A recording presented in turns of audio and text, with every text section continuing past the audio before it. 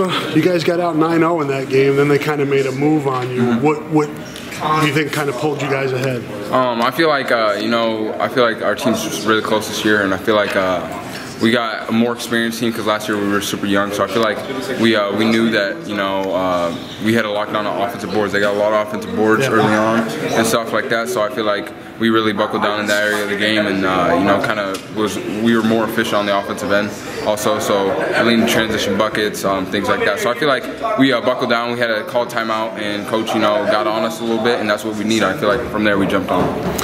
Is this nice for you to be able to play with your high school team amidst like the spring and summer AAU to get a feel of what you're going into? Because I would imagine this winter is big for you. This is your last year, your last chance. Yeah, most definitely. I mean, I love playing with these guys and stuff like that, and it's good to be back home practicing with these guys. I haven't been able to practice with them very much, but just being with these guys is a great opportunity to help us get better and grow. And I feel like they've improved in many areas since I've been gone. And I'm just glad to be back on the court with them. And winning a state championship is the most important thing to me right now. So it's good to be on the court with these guys and hopefully keep working to achieve that.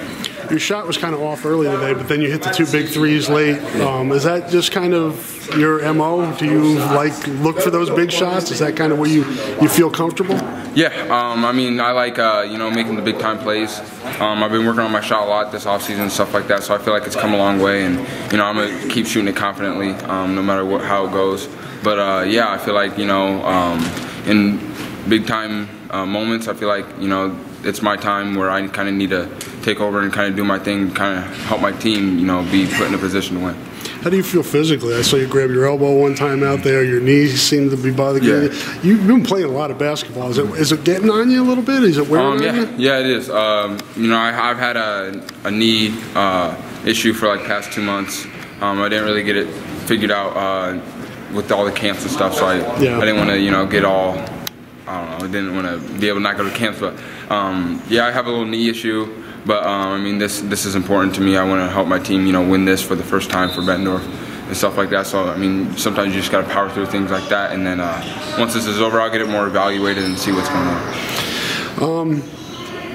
What's this been like for you? This blowing up the way you've blown up. I mean, how do you kind of keep it in perspective and not let it become a runaway train, for lack of a better term?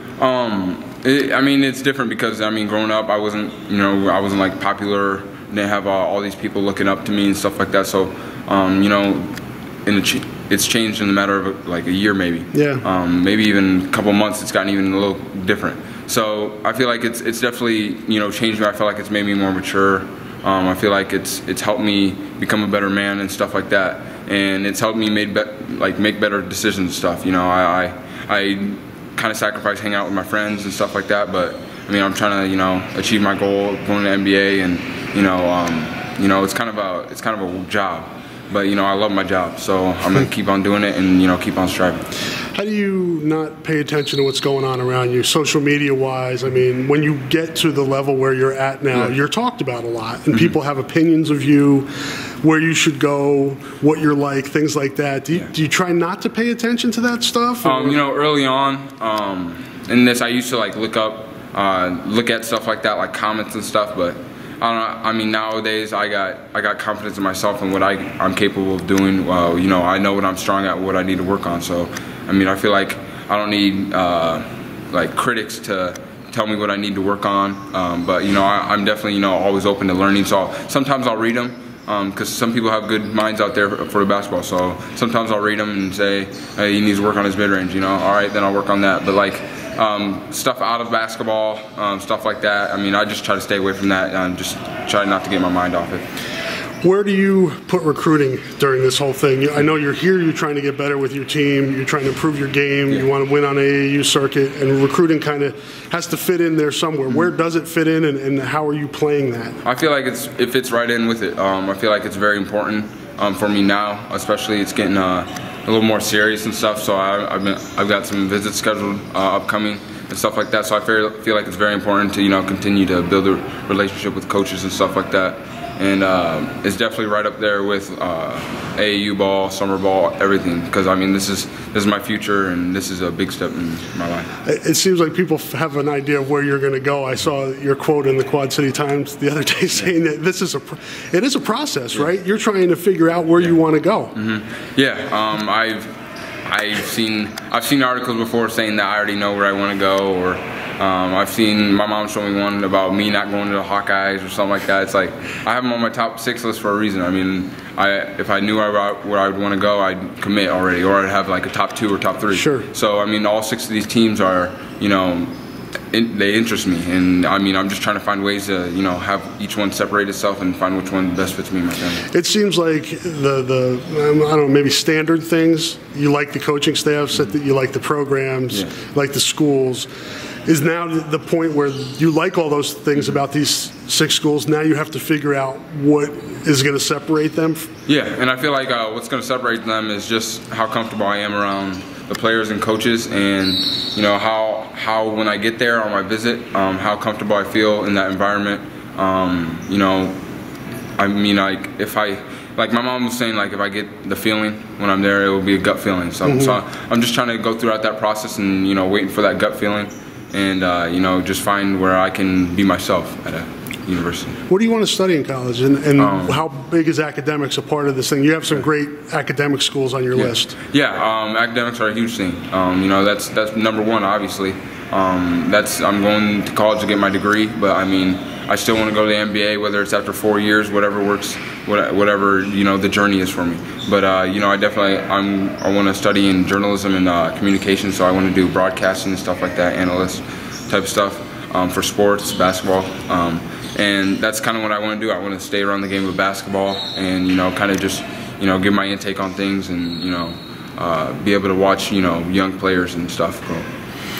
Let's talk about Iowa specifically. Have you gotten, you and Patrick have kind of been to different events together. Have you guys gotten, to become closer friends? Yeah, most definitely. Me and Pat have become much closer friends. I've been with him for the whole month basically and stuff like that. So I feel like, our relationship has evolved and stuff, because I used to, be good, like I used to be cool with him and stuff. But I never really talked to him because I was never really around him when he played with Barnstrom and stuff like that. So now going to these camps, I didn't really know many people. And so me and him were hanging, and we've met a lot of new friends throughout this whole summer and stuff like that. So it's been good to get to know him and have him as one of my good friends. Now he's trying to recruit you to his school. He doesn't seem like a guy that's going to overly pressure you. How is that dynamic? Like earlier on when I was like when I received an offer from Iowa and we weren't like as good of friends, he would like pressure me, try to make jokes about it and like tell me to go to Iowa all the time and stuff like that. But now that we've become like close and stuff, he knows that I'm gonna make my decision based off what best fits me and stuff like that. So he definitely respects it. But yet he always keep it in my ear and make sure I don't forget about the Hawks. How you talked about the coaching staffs, Iowa specifically. How do you feel about your relationship with the coaches? Yeah, I talk to Coach Francis every day. Talk to Coach McCaffrey at least once a week. Talk to him a lot, and I feel like they're definitely making me a priority, and I feel like they really feel like I'm the missing piece for the recruiting. So they definitely talk to me a lot, and I have a really good relationship with them and the players too. I know the players a lot. I'll talk to them often and stuff like that. So overall, I have a really good relationship with Iowa overall. Does your grandfather pressure you at all? No. He's like he used to watch Iowa sports, but like he's not a huge Iowa fan. Like he went there and stuff, but like I've also seen stuff like that. Like DJ's grandfather went to the Hawks. He's gotta have some type of connection there. Like it's kind of weird because like he'll watch Iowa on football, like Iowa football, Iowa basketball, and stuff like that. But he's never once said something about me wanting to go to Iowa, like kind of pressuring me, asking me if I was like interested in Iowa. He's just kind of let me do my thing and kind of stuck in with the process. So he's definitely a role model to me and someone I look up to and someone who's been a big part of this journey of mine. You seem pretty independent and confident in yourself. Do you feel any pressure at all to go to the in-state school from classmates, people in Bettendorf, things like that? Yeah, I get it a lot just around at my school, the environment. and stuff like that. I get a lot of my schools going to Iowa, so they want me to go to Iowa and stuff like that. But you know, I just moved to Iowa freshman year and stuff, and you know, I haven't been a Hawkeye fan like my whole life. You know, I like the Hawks obviously, but I mean, at the end of the day, like I said, all my friends, they definitely respect my decision and stuff, and they want the best for my future. So they're Hawk fans, but they definitely, you know, give me some space to kind of make my decision. Is there a part in your mind thinking I could be that missing piece for Iowa, and to be? I mean, you could be. You could be a big piece in turning around the home state school. Yeah, most definitely, and that's why I feel like that's a little special. Definitely, you know, home state school. You know, they haven't been so successful lately and stuff like that, but you know, they're getting a lot of good recruits coming in. You know, they're kind of switching things around and stuff, and turning that, you know, university around, and you know, starting to go on a good path. So definitely, I definitely think that they're in need of a point guard who can, you know, get others involved and, you know, kind of bring a little excitement back to Carver Hawkeye Arena. You haven't set up a visit there yet, official visit No. yet? You will, though? Are you going to try to? You've got 6 schools and 5 officials. They're obviously not one where you need to take an official because they're close. Yeah. I haven't talked to them about officials, unofficials, or visits, so I'm not sure. I will visit them in the future, but I don't know whether it will be official or unofficial. I haven't really talked to them. What's your plan moving forward? Obviously, you got to get through July and kind of see where things. I would imagine there's some big name schools that are, you know, getting involved now. Who are you hearing from in terms of schools that haven't offered that you feel like you know, like you? I've heard from Wichita State, but just from like sources of mine, some coaches that I've had, they said that, you know, some blue blood programs will be in July to evaluate me and stuff like that. So I haven't heard from them specifically, but I feel like they'll be there watching. Is that I guess a thing that's out there for you? Is that I don't know, is it a goal, or do you just do what you do, and if they want you, they want you? Oh no, it's definitely not a goal. I mean, but it's definitely you know, eye-catching. You know, those programs, they all win, and you know, they have good academics and stuff like that, and you know, they do a good job of getting kids to achieve their dreams. So I mean, it's definitely something that I'd look into. But I mean, I'm going to treat it as any other school. I'm still going to go through the process and stuff like that. So you still have to get to know the coaches and the program. Course, yeah. Exactly. What are you looking decision timeline? Do you want to get this out of the way before you start practicing for your senior season? What kind of timeline are you on? Yeah, the goal is to get it done before high school season, just so I can focus on that and, you know, trying to help my team win, because when recruiting, you know, mixes in with high school basketball, it gets a little tough and stressful at times and stuff. So I want to keep my mind right and, you know, put all my focus into high school. So I'm definitely kind of want to get this process over before high school season.